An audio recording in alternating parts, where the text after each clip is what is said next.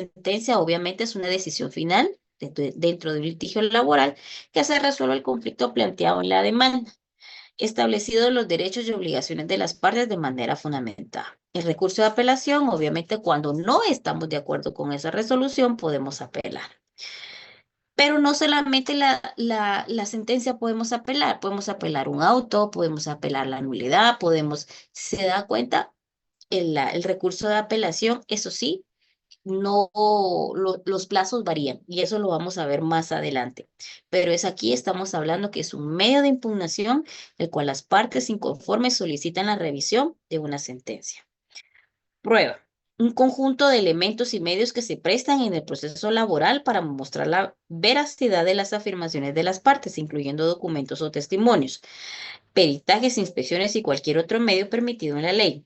La carga de la prueba es la responsabilidad procesal que tiene cada parte de demostrar los hechos que alegan en el proceso. Considerado en el ámbito laboral, esta obligación puede variar según la naturaleza del conflicto, los principios protectores del derecho laboral, juez de trabajo. La autoridad judicial establecida y facultada por la ley para conocer, tramitar y resolver los conflictos laborales aplicando la legislación correspondiente y los principios del derecho laboral. Ok. La Ley de Protección al Trabajador, el conjunto de normas y disposiciones jurídicas que regulan y garantizan los derechos y obligaciones fundamentales de los trabajadores y empleadores, estableciendo mecanismos de protección laboral, despido injustificado, indemnización. Eso fue lo que nosotros vimos el día lunes, cuando tratamos de ver cada caso que si le correspondía una indemnización, que si le correspondía únicamente las irrenunciables, que cuál era el plazo para poder, la prescripción, pues a eso es a que nos estábamos refiriendo, o sea, refrescando un poquito la memoria.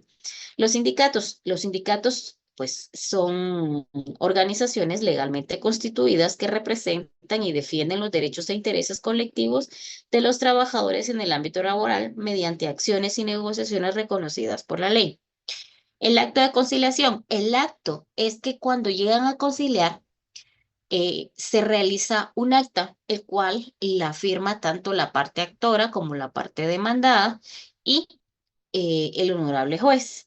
Esto se convierte en un título ejecutivo. Es un documento formal el cual se elabora al finalizar el proceso de conciliación, donde se registran los acuerdos alcanzados. Por ejemplo, ahí es donde se pacta, por ejemplo, tantos pagos de 3,000 quetzales en tantas fechas o en 2 pagos. O sea, ahí determina qué es lo que se está realizando, ¿verdad? La notificación anteriormente, pues obviamente era de una forma personal, ¿verdad? Hoy estamos hablando que es por medio casillero, vamos a conocer el acuerdo y cuáles son las formalidades del mismo. Cuando lleguemos a la notificación, estas son palabras técnicas que ustedes ya se deben ir orientando, por eso es que lo dejamos estos términos como referencia para que ustedes ya se vayan empezando a identificar. Y la audiencia laboral es la que obviamente, pues, el juzgado de admisibilidad nos señala el día y la hora al cual debemos de comparecer para lo que es exponer los argumentos y presentar nuestros medios de prueba y participar en la discusión del caso desarrollando los principios de inmediación, oralidad, concentración. En conclusión, la terminología del derecho procesal del trabajo en Guatemala constituye un elemento fundamental para la correcta administración de justicia en materia laboral. Su dominio es esencial para los profesionales de derecho, pues permite una comunicación precisa y efectiva en el ámbito judicial. La comprensión y el uso adecuado de los términos técnicos facilita la tramitación de los procesos laborales, constituye la realización de los fines de justicia social que persigue el derecho laboral guatemalteco.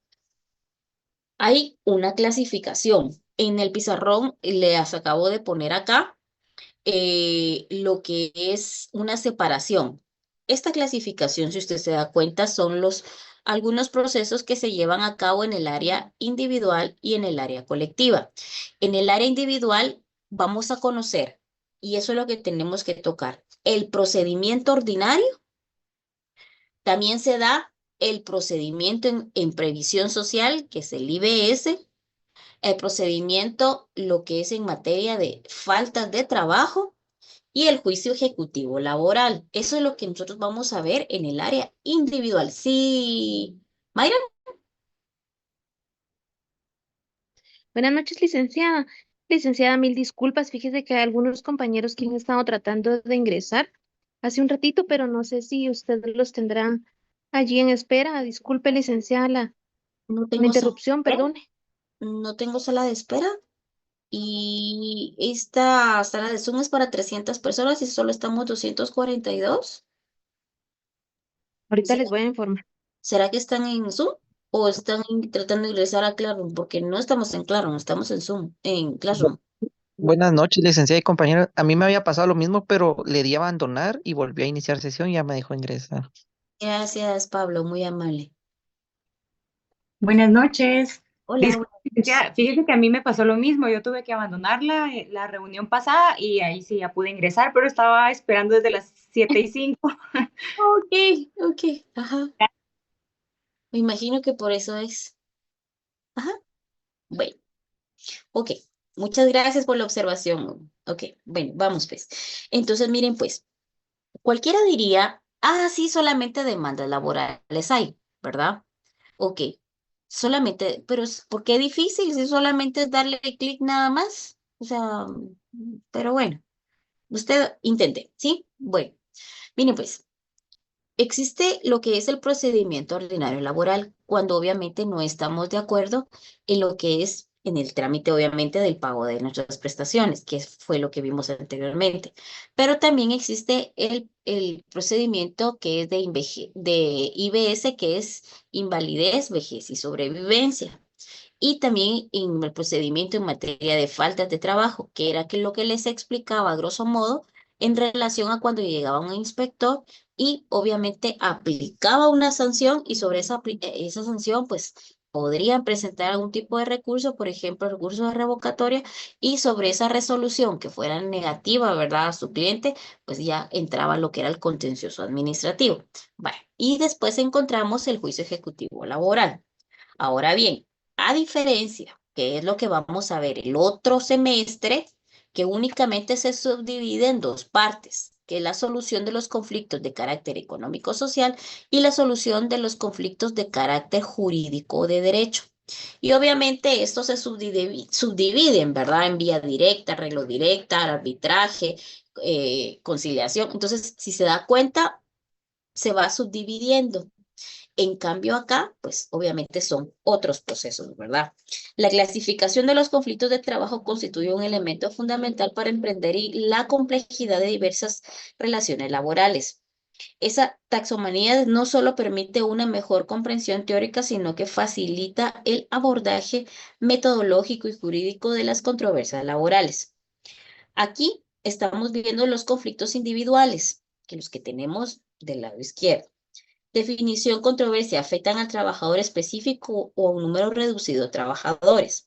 Sus características son, involucran derechos subjetivos particulares, surgen de la relación contractual individual y tienen un impacto directo en el trabajador individual. Tipos de conflictos sobre salarios, despidos, condiciones de trabajo, interpretación, cláusulas contractuales y discriminación.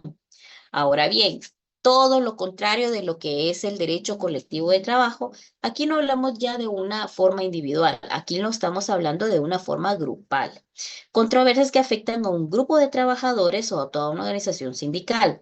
Sus características son, representan intereses generales, involucran aspectos estructurales, las relaciones laborales tienen la potencial de impacto social más amplio, tipos de conflicto, negociación, convenios, huelgas, conflictos sindicales, reestructuración de empresariales, modificación de condiciones generales de trabajo. Los principios del derecho de trabajo son postulados, fundamentalmente inspiran, orientan y sirven al sustento de ordenamiento jurídico laboral, constituyen las directrices que informan las normas laborales que inspiran soluciones sirviendo como fuente supletoria ante el vacío de lagunas legales. Este principio nace de la necesidad de equilibrar la relación naturalmente desigual. Tiene características, tiene funciones, su importancia, sus fundamentos, sus alcances y su naturaleza jurídica. Por ejemplo, sus características son de orden público, tienen carácter protector, son irrenunciables y tienen fundamento constitucional. Son universales, son dinámicos y evolutivos. Sus funciones son inspiradora, interpretativa e interrogadora. Orientan en la creación de nuevas normas laborales y guían la política laboral del Estado. Su función interpretativa es que ayudan a comprender el sentido de las normas laborales y orientan al legislador. Su función interrogadora, llenan vacíos legales y resuelven casos no previstos en la ley. Su importancia, garantizan la protección de los derechos laborales, mantienen el equilibrio entre las partes, aseguran la justicia social y promueven la dignidad. Fundamentos. La desigualdad económica entre las partes, la subordinación del trabajador, la necesidad de la protección social y la búsqueda de la justicia social. Su alcance se aplican a todas las relaciones laborales, afectan tanto al sector público como privado y tienen relevancia nacional e internacional e influyen en la legislación jurisprudencia. Su naturaleza son normas fundamentales, tienen carácter imperativo y son de aplicación obligatoria. Sus efectos son jurídicos, sociales y económicos. La validez de los actos, contratos e interpretación normativos, la resolución de los conflictos en el área social protegen al trabajador, un equilibrio social y la paz laboral. En aspectos económicos, estamos hablando de el desarrollo económico sostenible, justicia distributiva y el equilibrio de las relaciones laborales. Características como sistema. Es una forma un conjunto coherente, se comprende entre sí y actúan de manera coordinada. Su flexibilidad adaptan a cambios sociales, responden a nuevas realidades laborales. Y su permanencia mantienen su vigencia en el tiempo y son resistentes a cambios coyunturales. Su aplicación práctica en la elaboración de leyes, reglamentos, en la elaboración colectiva, la resolución jurídica de conflictos y la interpretación de la norma laboral en la formulación de políticas laborales. Esta concepción de principios de derecho a trabajo refleja un papel fundamental como garantes de la justicia social, protectores de los derechos laborales, orientadores al desarrollo normativo, instrumentos de equilibrio social y pilares del derecho laboral. En relación a los principios, miren pues, existen principios que son propios del derecho sustantivo y principios propios del derecho procesal. Por ejemplo, si hablamos principios del derecho sustantivo, porque nosotros ya dividimos nuestro código de trabajo, ¿qué principios me podrían dar? Pero quiero que me lo den con el fundamento, con confianza. Todos nos podemos equivocar, así que nadie se puede burlar de nadie. Entonces, ¿qué me diría usted como principios? Con confianza. Principio de tutelaridad. Excelente. El principio de tutelaridad. ¿Qué significa este principio de tutelaridad? Que protege los derechos del trabajador. Eso. Ujú. Que protege esa desigualdad que existe entre el patrono y el trabajador, ¿verdad? Muy bien. ¿Y ese está en qué considerando? En el cuarto, me acuerdo yo, no. En el primer considerando. Primero les da ¿Considerando primero o el considerando A? en el A. Excelente. Acuérdense que con cualquier cosita puede ser que a la hora de su examen, pues no conteste correctamente, pero tiene la idea muy bien. Y si yo le pido que me lo relacione con la Constitución, ¿cómo lo haría?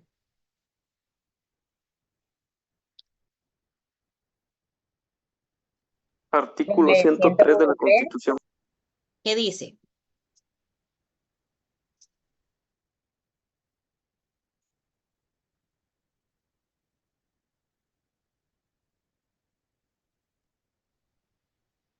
No sé si puedo leerlo. Ujú, ujú. Eh, Principio de tutelaridad. Tutelaridad de las leyes de trabajo. Las leyes que regulan las relaciones entre empleadores y el trabajo son conciliatorias, tutelares para los trabajadores y atenderán a todos los factores económicos y sociales pertinentes. Para el trabajo agrícola, la ley tomará especialmente en cuenta sus necesidades y las zonas en que se ejecuta. Todos los conflictos relativos al trabajo están sometidos a jurisdicción privativa. La ley establecerá las normas correspondientes a esa jurisdicción y los órganos encargados de ponerlas en práctica. Ok, muy bien. Entonces, perfecto. ¿Qué otro principio podemos hablar entonces? ¿De garantías mínimas, licenciada? Muy bien. ¿Qué dice las garantías mínimas?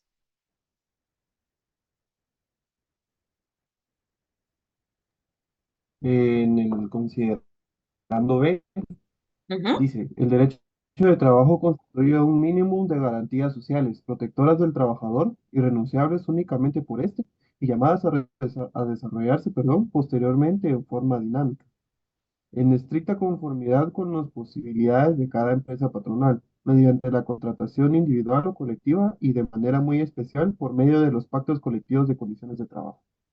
¿Ok? ¿Y ese con qué lo puedo relacionar? Con el artículo 106 de la Constitución, Ligda. ¿Será 106 o será 102?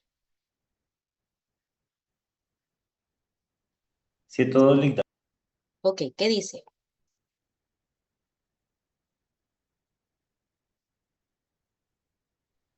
Digo que en el Eh, 106, Dora, A ver, discutámoslo.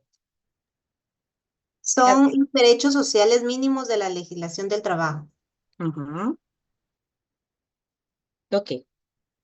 Mire, pues, aquí me está hablando que el derecho del trabajo constituye un mínimo de garantías, ¿sí?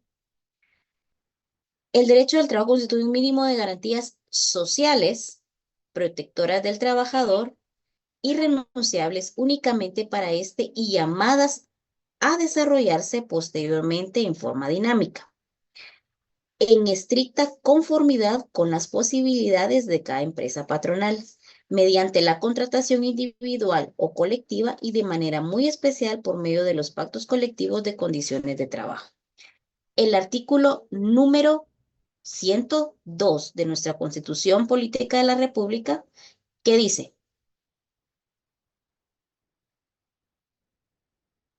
¿Qué dice? En este caso sería únicamente el inciso A, licenciado. Dice derechos sociales mínimos.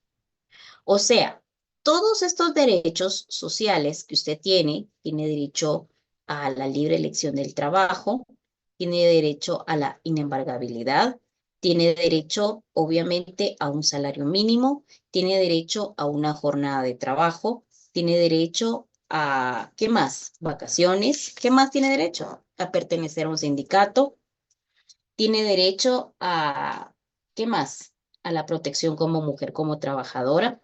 Aquí me está diciendo que estos derechos sociales son mínimos, ¿sí? Obviamente estos derechos mínimos son, ¿qué? Irrenunciables, que es el artículo 106. Pero como derechos mínimos, ¿cuáles son? ¿Cuáles son? Vacaciones. Ok, es el artículo 102, ¿sí? Ujú. Bueno, ahora bien, existe un derecho imperativo. El derecho al trabajo es un derecho necesario e imperativo y se aplica de una forma forzosa cuando las prestaciones mínimas que conceda la ley, de donde se deduce esta rama del derecho, limita bastante el principio de la autonomía de la voluntad. Vamos a hablar de la autonomía y cuando hablemos de la autonomía vamos a regresar acá. El derecho es relativo, es objetivo y es un derecho público. ¿Por qué es un derecho público?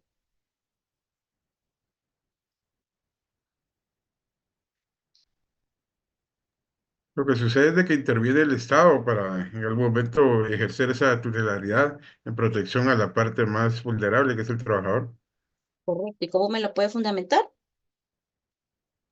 Con el principio de titularidad. En este caso sería la característica que está en el cuarto considerando del Código de Trabajo, donde hace referencia a esto, y en este caso en el artículo 103 de la Constitución.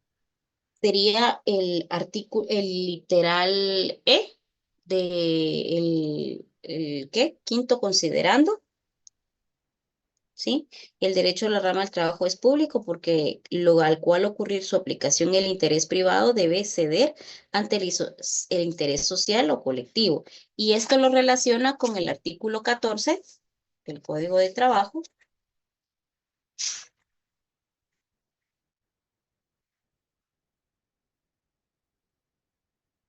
Y con el 17 también. Bien.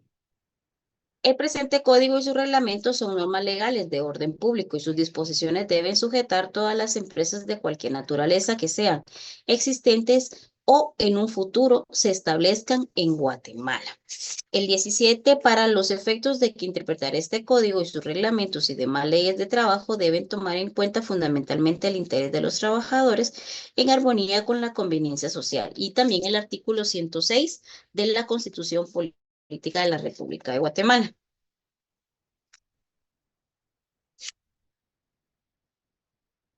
¿Sí?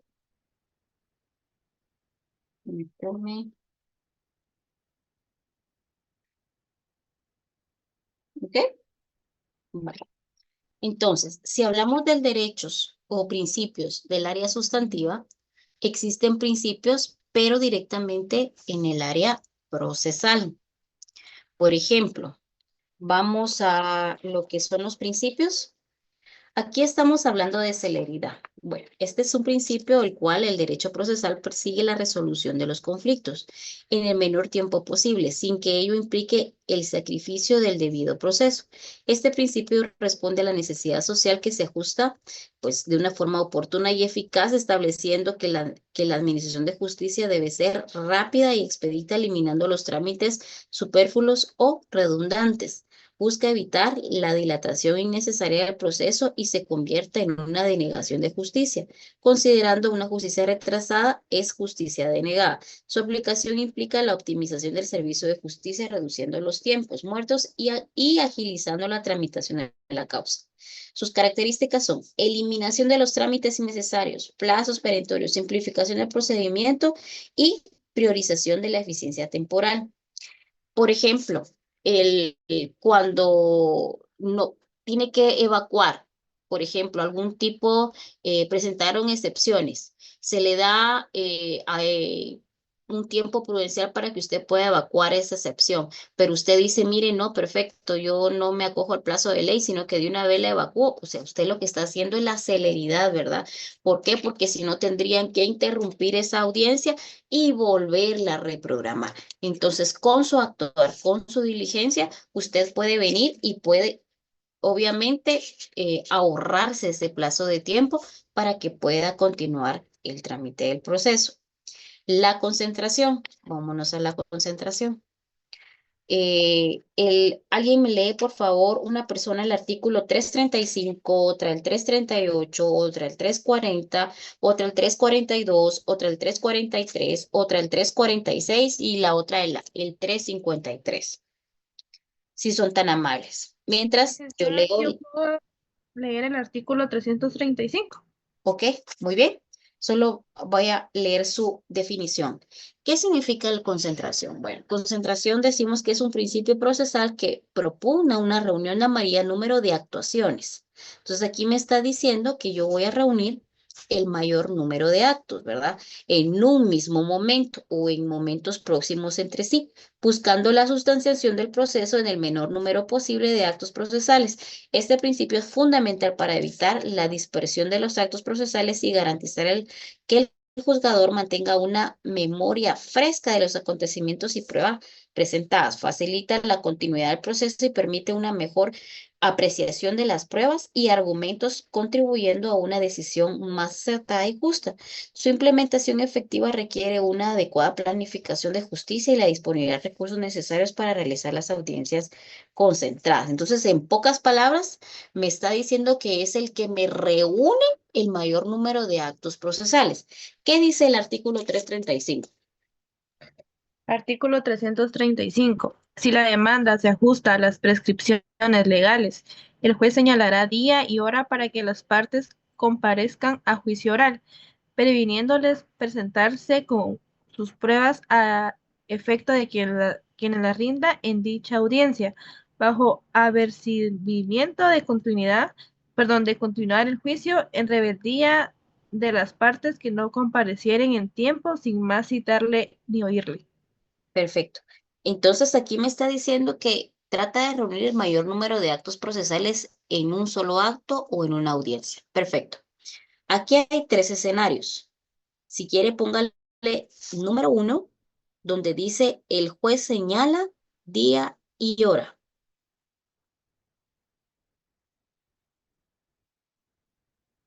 Número 2, le previniéndoles presentarse con sus medios de prueba.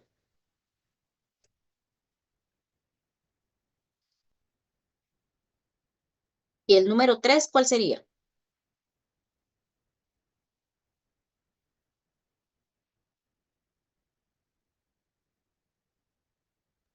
¿Rendirlo en la audiencia? No, bajo, ahí le está percibiendo. Un apercibimiento. Exacto. ¿Bajo apercibimiento de qué? De la rebeldía. Continuar. De continuar el juicio en rebeldía. Entonces, si se da cuenta, aquí está reuniendo la mayor parte de actos. Le señala día y hora. Le previene presentarse con sus medios de prueba. Y le apercibe de continuar el juicio en rebeldía, ¿verdad? Ok. El artículo 338. ¿Qué dice? Artículo 338. Si el demandado no se conforma con las pretensiones del actor, debe expresar con claridad en la primera audiencia los hechos en que fundan su oposición, pudiendo en ese mismo acto reconvenir al actor. La contestación de la demanda y la reconvención, en su caso, podrán presentarse por escrito hasta el momento de la primera audiencia. Si en el término comprendido entre la citación y la primera audiencia o al celebrarse esta, el actor ampliare los hechos aducidos o las reclamaciones formuladas, a menos que el demandado manifieste su deseo de contestarla, lo que se hará constar, el juez suspenderá la audiencia y señalará una nueva para que las partes comparezcan a juicio oral, en la forma que establece el artículo 335 de este código. Mire, pues no voy a entrar a profundidad porque lo vamos a llegar cuando lleguemos en la etapa de donde miremos la demanda. Pero al menos en el 338, si se dan cuenta, hay varios escenarios. El primer escenario que tenemos, ¿qué tenemos? Pretensiones de la... Ujú. El segundo, ¿qué puede hacer el actor? ¿Qué le pueden hacer al actor? Reconvenir. Muy bien. Y aparte de esas dos, de las pretensiones del actor o lo pueden reconvenir, ¿qué más puede pasar en ese momento?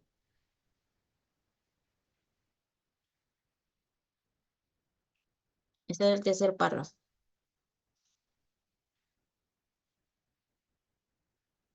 ¿Qué más puede pasar? El actor podrá ¿Puede ampliar. ampliar los hechos? Ok. Hay dos tipos de ampliación y si quiere haga la anotación ahí, donde dice el actor puede ampliar los hechos. Ese es uno. Donde dice hechos, ponga uno. Y el número 2, ¿cuál sería?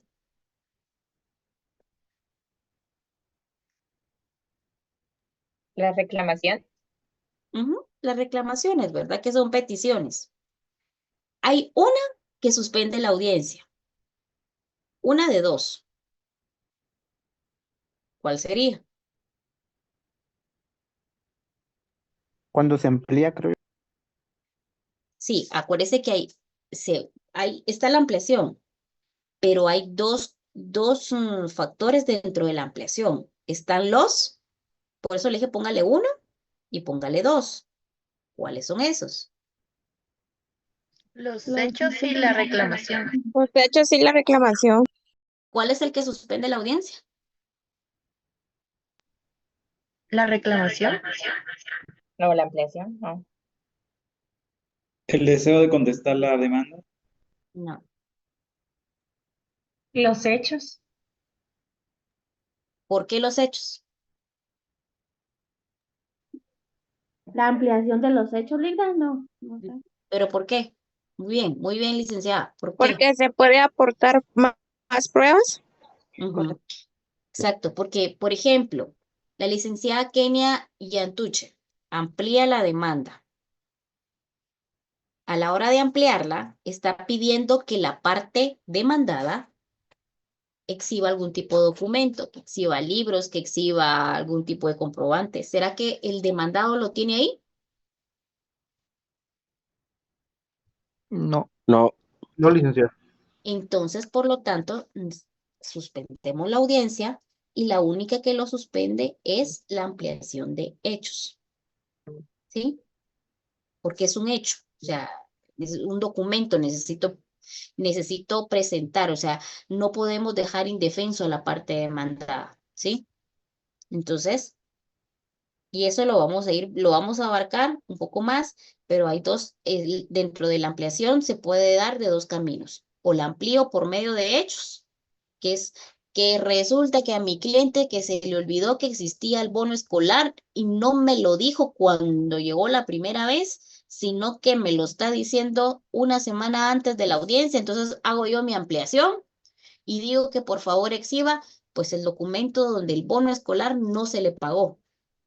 Entonces, obviamente, el patrono tiene que ir a buscar si efectivamente se le pagó o no se le pagó y tiene que llevar comprobante.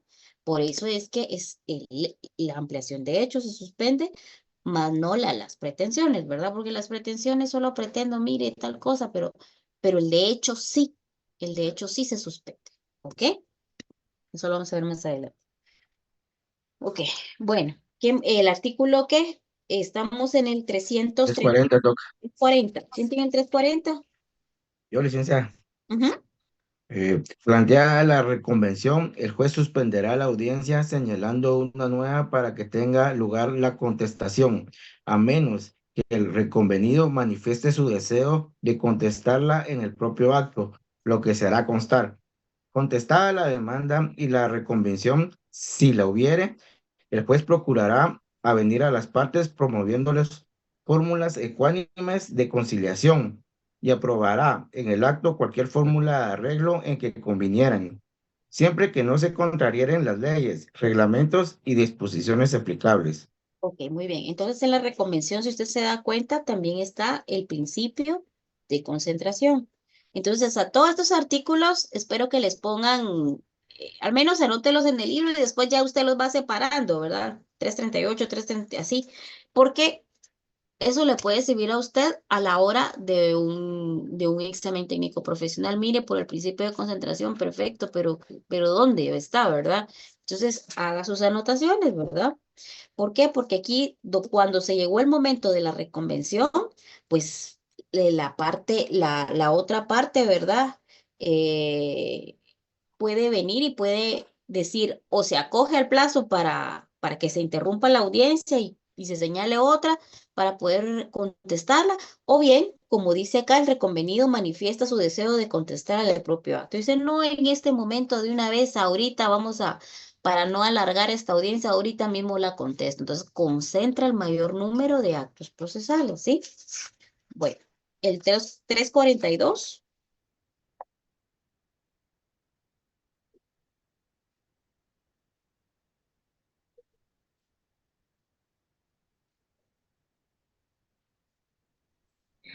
Con gusto lo puedo leer, licenciada. ¿Sí? Artículo 342.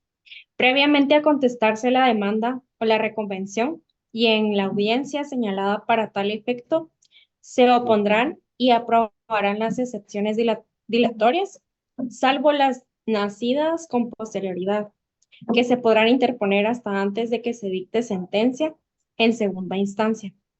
En este último supuesto, la prueba de ellas se recibirá en la audiencia, más inmediata que se señale para recepción de pruebas del juicio o en auto para mejor proveer. Si ya se hubiera agotado la recepción de estas pruebas, las excepciones perentorias se opondrán con la contestación de la demanda o de la reconvención, pero las nacidas con posterioridad y las de pago, prescripción, cosa juzgada y transacción se podrán interponer en cualquier tiempo mientras no se haya dictado sentencia de segunda instancia, debiéndose igualmente recibir la prueba de las mismas en la audiencia más inmediata que se señale para recepción de pruebas del juicio o en auto para mejor proveer, si ya se hubiera agotado la recepción de estas pruebas. ¿Ok? Y se da cuenta, aquí reunimos varios actos, ¿verdad? Podemos presentar las excepciones dilatorias, posteriormente la contestación de la demanda o las contestaciones de la demanda y después las perentorias. Entonces, o bien en audiencia, como dice el artículo 343, el juez resuelve en primera la comparecencia de las excepciones dilatorias a menos que corresponda oponerse y se coja lo dispuesto en el segundo párrafo, que era lo que les decía. Entonces, en este caso, yo no quiero acogerme al plazo de ley, inmediatamente en esa misma audiencia, pues puedo contestar y lo que hago es reducir el tiempo, ¿verdad? Muy bien. Y también tenemos el artículo 346 y 353 también. Otros dos artículos donde nos da el ejemplo. Todas las pruebas deben unirse inmediatamente juez en primera audiencia. Para el efecto de las partes están obligados a concurrir con sus medios de prueba. Entonces aquí está diciendo pues que se llevan a cabo pues todo el diligenciamiento de todos los medios de prueba, ¿verdad? Y el artículo 353. Bueno, sigamos porque si no nos va a dar tiempo. Y el conciliatorio, bueno, este principio establece lo que es el artículo 340, ¿verdad? Que nos decía que buscaba, obviamente, la búsqueda prioritaria de las soluciones consensuada entre las partes del conflicto, promoviendo la paz social a través del diálogo, entendimiento mutuo. Este principio reconoce, pues, obviamente, la mejor solución de los conflictos y es aquella la cual las propias partes constituyen bajo la guía de un tercero imparcial. Tiene sus características, sus elementos y sus dominaciones. Por ejemplo, el democrático, página 39. El principio se materializa en los valores fundamentales del Estado del Derecho del proceso judicial, garantizando la participación efectiva e igualitaria de todos los involucrados. Implica no solo la igualdad formal ante la ley, sino también la igualdad en materia, en el acceso de justicia y en la participación dentro del proceso.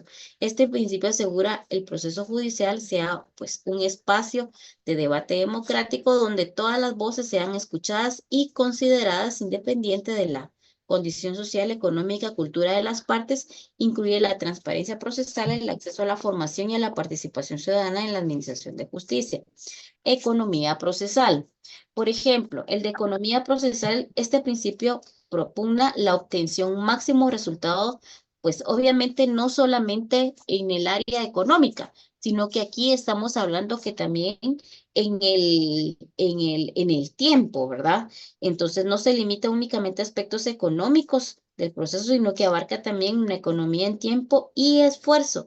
Busca la simplificación del procedimiento y la eliminación del trámite superfluos o redundantes en la adopción técnicas que permitan alcanzar el objetivo del proceso de manera más eficiente y posible.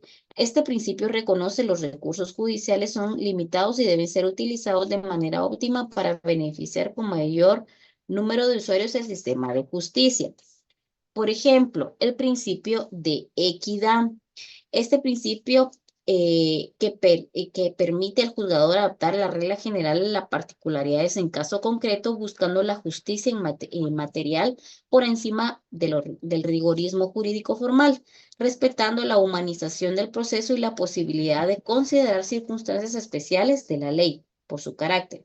En lo general y en lo abstracto no puede prever la equidad, actúa como un principio corrector que permite moderar el rigor de la ley, estando su aplicación en estricta podría conducir a resultados injustos. Este principio reconoce que cada caso es único y que la justicia debe ser sensible a circunstancias particulares, mientras mantiene la seguridad jurídica y la predictibilidad del sistema legal. La estabilidad, garantiza la permanencia y la solidez de las decisiones judiciales, proporcionando la seguridad jurídica. Relaciones procesales y sus efectos. Va más allá de la simple inmutabilidad de las resoluciones establecidas en un sistema de certeza jurídica que permite a los ciudadanos confiar en que las decisiones judiciales serán respetadas y ejecutadas. La imperatividad. Por ejemplo, principio se establece en el carácter obligatorio vinculante de las normas procesales que no pueden ser modificadas o dejadas sin efecto por voluntad de las partes. refleja la naturaleza del orden público, el derecho procesal y su papel en la organización de la administración de justicia. Este principio garantiza la uniformidad y previsibilidad del proceso judicial, estableciendo reglas claras y obligatorias que deben ser respetadas por todos los particulares, incluyendo jueces, partes y abogados. Por ejemplo, el impulso de oficio. El impulso de oficio lo puedo, por ejemplo, sustentar en el artículo 321. ¿Alguien lo puede buscar, por favor, mientras yo lo leo, si es tan amable? El principio que otorga al juez la facultad debe, pues, de conducir efectivamente el proceso, promoviendo su desarrollo, evitando su paralización, va más allá del simple conducción formal del proceso, implica un rol activo del juez en la búsqueda de la verdad y la justicia. Este principio representa una superación del modelo procesal puramente dispositivo, reconociendo el interés público y en la pronta y efectiva resolución de los conflictos. En el artículo 321 del Código de Trabajo, ¿usted qué encuentra? ¿Qué me dice? Aquí va a encontrar 3 principios. A ver, ¿quién me puede apoyar con leerlo? El de oralidad. Muy bien. ¿Qué dice? Dice que el procedimiento de todos los juicios de trabajo y previsión social es oral. Es oral. Entonces se encierra en un círculo o mira cómo se le pone ahí, principio de oralidad. ¿Qué otro principio encontramos ahí?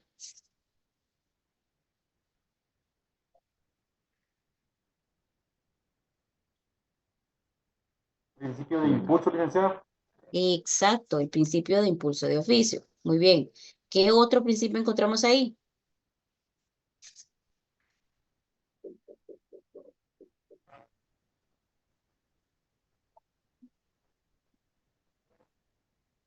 El principio de actuado. ¿El principio de qué? Dije principio de actuado, ¿no? ¿O es el mismo de actuado e impulsado de oficio? Es el mismo, ¿verdad? Es el mismo. ¿Qué más? Hay otro que está casi que finalizando. Permanencia del juez. Ajá. ¿Cómo se llama ese? Es indispensable la permanencia del juez. ¿Cómo se llama ese? ¿Y qué dice el artículo? Principio de inmediación. Mediación. Ajá, ese está en la página 46. El principio de inmediación es el que se establece la necesidad e insustituible presencia del juez en la realización de los actos procesales, ¿verdad? Eso especialmente en la recepción de la prueba y alegatos, garantizando el contacto directo con el juez, con las partes, los testigos, las pruebas pertinentes. O sea que si usted se da cuenta, en los principios del procedimiento laboral, es esencial. En este párrafo usted va a encontrar el principio de oralidad, va a encontrar el impulso de oficio, va a encontrar el de inmediación. Es indispensable la permanencia del juez en el tribunal durante la práctica. Aquí estamos hablando del principio y póngale ahí principio de inmediación.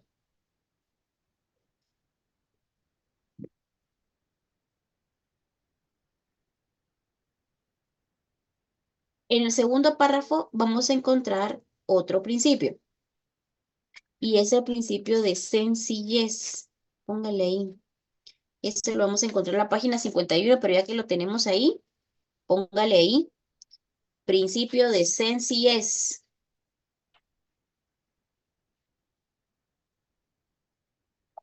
¿En qué artículo, licenciada? Disculpe. 321, segundo párrafo. Y en la página 51 también está del libro. El principio de sencillez. El principio promueve simplicidad de los trámites procesales, elimina los formalismos innecesarios que puedan obstaculizar el acceso a la justicia en su efectiva administración.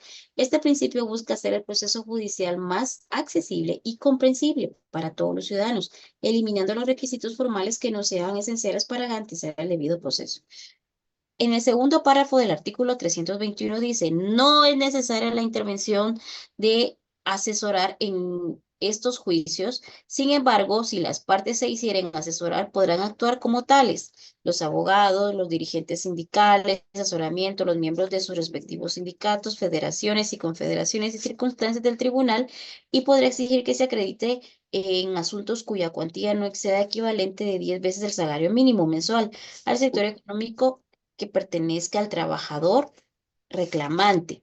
Y como tercero inciso, dice los estudiantes de Derecho de las universidades que funcionan legalmente del país, que hayan aprobado los cursos correspondientes de Derecho Procesal del Trabajo en asuntos cuya cuantía no exceda ¿de cuánto? 10 ¿De cuánto? veces el salario. 10 el veces el salario salario mínimo. mínimo. Exacto. Mensual del sector económico que pertenezca al trabajador reclamante y en todo caso bajo la dirección y en todo caso bajo la dirección y control de las facultades a través de las dependencias respectivas, ¿verdad? Entonces, estos, por eso le dice el principio de sencillez, porque obviamente estos son que claramente la ley dice no es necesaria la intervención de asesorar en estos juicios. Sin embargo, las partes se hicieren asesorar, podrán actuar como tales, o sea, esas son las que pueden actuar sin ningún problema, ¿verdad? ¿Ok? Vamos a hablar también, ya vimos lo que es el de inmediación, 321, y renunciabilidad. ¿Será que este lo encuentro en la Constitución Política de la República?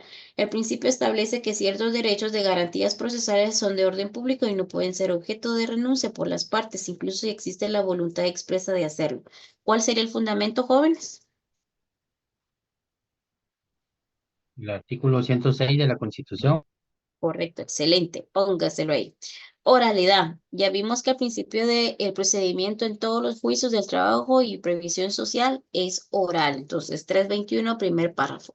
El principio que establece la prevalencia de la norma oral, las actuaciones procesales facilitando la inmediación, la concentración y la publicidad del proceso va más allá de la simple expresión verbal. Implica una forma específica de organización del proceso judicial que privilegia el contenido directo entre el juez y las partes, ¿sí? Ok. Este principio moderniza la administración de justicia, siendo más accesible y comprensible para todos los ciudadanos, que permite una mayor celeridad en la resolución de los conflictos. Facilita la conformación directa y posiciones y la inmediata resolución en cuestiones procesales. Tenemos lo que es el principio de sencillez, que ya lo vimos, el principio de realismo, que se orienta a los procesos hacia la búsqueda de la verdad material, basándose en evidencias concretas, verificables más allá del formalismo y ficciones jurídicas, ¿verdad? Tenemos también lo que es el principio de economía, que ese ya lo vimos, principio de oralidad, que son los mismos que están acá en el libro, ¿verdad? Y el principio de tutelaridad, que ya lo vimos. Bueno, entonces vamos a dejarlo hasta acá y vamos a ver los últimos 3 temas en clase, porque nos estamos preparando para poder repasar, que el día lunes tenemos que avanzar, conocer el concepto, definición del derecho procesal del trabajo, la naturaleza y cómo puedo relacionar el derecho procesal del trabajo con el área constitucional, administrativa, penal, civil, para que pues nosotros podamos relacionarlo y fundamentarlo conforme a derecho, ¿verdad? No solamente saberlo, sino saber cómo fundamentarlo. Entonces, no sé si alguien tiene alguna duda, ¿no? Ligda, buenas noches, perdone. Solo consulta. Estas dispositivas que acabamos de ver nos las va a compartir en el WhatsApp, ¿verdad? Esas presentaciones es un resumen de lo que está en el libro, ustedes lo tienen. Ah, perfecto, me dio. Sí, eso estaba viendo. Sí, ajá, vale. Ok, entonces lo que sí les voy a poner en el WhatsApp son unas preguntas para que pues vayamos formando nuestro cuestionario. Las primeras 7 preguntas las puse el lunes, pero ya no las puse en el chat de WhatsApp, pero hoy las voy a poner para que ustedes las puedan tener, más las 7 preguntas de hoy, ¿verdad? Así vamos formando nuestro pequeño cuestionario, el cual esas preguntas, para con motivo de poderles apoyar, va a ser una serie del examen, ¿verdad? Entonces, pilas, por favor. Miren que yo por eso les dije, no van a tener la necesidad de pedirme un punto, pero eso sí, obviamente tienen que estudiar, ¿verdad? O sea, y le estoy poniendo las opciones de poder estudiar. Pero también va a venir que usted me tiene que fundamentar cómo defender lo que yo le estoy preguntando. Por eso es que estamos relacionando. Vamos poco a poco, vamos dando un paso a la vez, pero dando pasos seguros, ¿verdad? Bueno. Ha sido un gusto, ha sido un honor para mí estar aquí con ustedes. Gracias por su amabilidad y nos miramos el día lunes, ¿sí? De acuerdo, Ok. Elisa. Gracias, Gracias, Lisa. licenciada. Feliz Gracias, noche. licenciada. Feliz noche. Lisa, buenas noches. Feliz noche, licenciada. Nos vemos. Buenas noches, licenciada.